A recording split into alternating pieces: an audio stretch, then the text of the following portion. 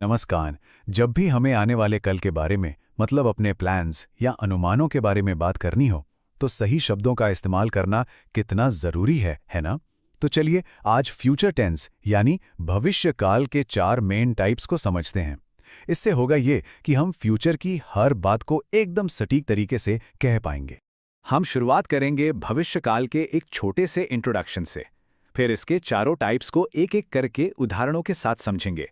और हाँ, आखिर में सब कुछ एक साथ समेट कर देखेंगे। तो शुरू करते हैं।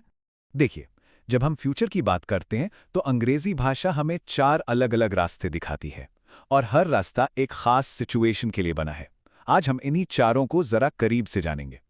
ठीक है, तो चलिए सबसे पहले और सबसे कॉमन तरीके से शुरू करते हैं। ये है सिंपल फ्यूचर, जिसे फ्यूचर इंडेफिनिट टेंस भी कहते हैं। इसका इस्तेमाल भविष्य में होने वाले किसी भी सामान्य काम के लिए किया जाता है। तो याद रखने वाली बात यह है कि ये टेंस भविष्य के सामान्य घटनाओं के लिए है और हिंदी वाक्यों में इसे पहचानना तो बहुत ही आसान है। अगर वाक्य के आखिर में गा, गे या गी आ रहा है तो समझ जाइए कि बात सिंपल फ्यूचर की हो रही है। और इसका स्ट्रक्चर देखिए कितना सीधा और सरल है। बस सब्जेक्ट, उसके साथ विल, फिर वर्ब का पहला फॉर्म और आखिर में ऑब्जेक्ट। और मजे की बात यह है कि आजकल बोलचाल की भाषा में सभी सब्जेक्ट्स के साथ विल ही इस्तेमाल होता है, जिससे ये और भी आसान हो गया है। तो ये फॉर्मूला असल में काम कैसे करता है, चलिए देखते हैं। एक पॉजिटिव वाक्य है, मैं दिल्ली जाऊंगा। अब इसे नेगेटिव बनाना हो तो बस विल के बाद नॉट लगा देना है और सवाल पूछने के लिए विल को उठाकर वाक्य के एकदम शुरू में रख दीजिए। है ना बिल्कुल आसान? चलिए अब आगे बढ़ते हैं और देखते हैं कि कहानी में अगला मोड़ क्या है। मान लीजिए कोई काम भविष्य में किसी खास समय पर चल रहा होगा। बस ऐसी ही सिचुएशन के लिए हम फ्यूचर कंटिन्यूअस टेंस का इस्तेमाल करते हैं। यहाँ पे सारा जोर काम के जारी रहने पर है, मतलब एक ऑन गोइंग एक्शन पर। और हिंदी में इसका संकेत रहा होगा, रहे होंगे या रही होगी जैसे शब्दों से मिलता है। ये शब्द ही बताते हैं कि काम उस समय चल रहा होगा। इसका फॉर्मूला भी काफी कुछ बताता है। विल के साथ बी जुड़ता है और वर्ब में लगता है आईएनजी। ये जो बी और आईएनजी का कॉम्बिनेशन है ना, यही दिखाता है कि काम चल रहा है, यानी कंटिन्यूअस है।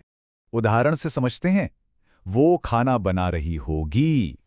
ये वाक्य सुनते ही दिमाग में एक तस्वीर बनती है ना? कि भविष्य में किसी खास पल में खाना बनाने का काम चल रहा होगा। हम उस पल की कल्पना कर रहे होते हैं। अब एक कदम और आगे बढ़ते हैं। जरा सोचिए, एक ऐसे भविष्य के बारे में जहां कोई काम पहले ही खत्म हो चुका होगा।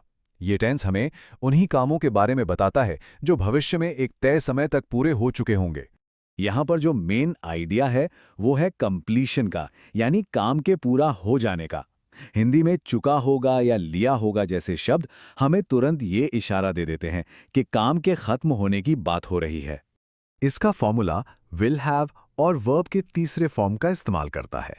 देखिए, हैव और वर्ब का तीसरा रूप परफेक्ट टेंसेस की एक क्लासिक पहचान है, फिर चाहे वो पास्ट हो, प्रेजेंट हो या फ्यूचर। उदाहरण देखते हैं। वे घर पहुंच चुके होंगे। इसका मतलब क्या हुआ? इसका मतलब है कि हम फ्यूचर के एक ऐसे पॉइंट की बात कर रहे हैं जब तक उनके घर पहुंचने का काम पूरा हो चुका होगा। अब आते हैं हमारे आखिरी और सबसे दिलचस्प टेंस पर। ये उन कामों के लिए है जो भविष्य में किसी समय से शुरू होकर कुछ देर तक चलते रहेंगे। यहां पर सबसे जरूरी चीज है ड्यूरेशन ऑफ टाइम, यानी समय की अवधि। तो ये टेंस ड्यूरेशन को फ्यूचर के कॉन्टेक्स्ट के साथ जोड़ता है। हिंदी में इसकी पहचान होती है से रहा होगा या से रही होगी से, जो ये बताता है कि काम कुछ समय से चल रहा होगा। हाँ, ये फॉर्मूला थोड़ा लंबा जरूर है। इसमें विल हैव बीन, वर्ब में आईएनजी और एक टाइम रेफरेंस भी शामिल है। एक बात यहां ध्यान देने वाली है कि फिक्स टाइम के लिए सिंस की जगह अक्सर फ्रॉम का इस्तेमाल होता है। उदाहरण देखिए, वह 2 घंटे से खेल रहा होगा। ये वाक्य हमें बताता है कि फ्यूचर के किसी खास पल में उसके खेलने का काम 2 घंटे से चल रहा होगा और शायद उस समय भी जारी ही रहेगा। यहां पर जो जोर है वो उस अवधि पर है, 2 घंटे से।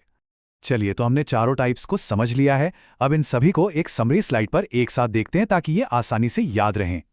तो ये रही पूरी कहानी एक नज़र में। ध्यान से देखिए, चारों टेंसेस के मेन वर्ब और हेल्पिंग वर्ब में एक बहुत ही साफ पैटर्न है।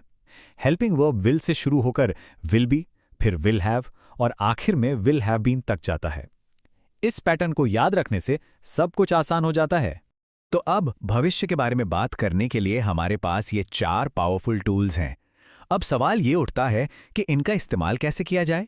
अपनी योजनाओं और उम्मीदों को और ज्यादा सही तरीके से बताने के लिए इनमें से कौन सा टेंस चुनना सही रहेगा? ये सोचने वाली बात है ना?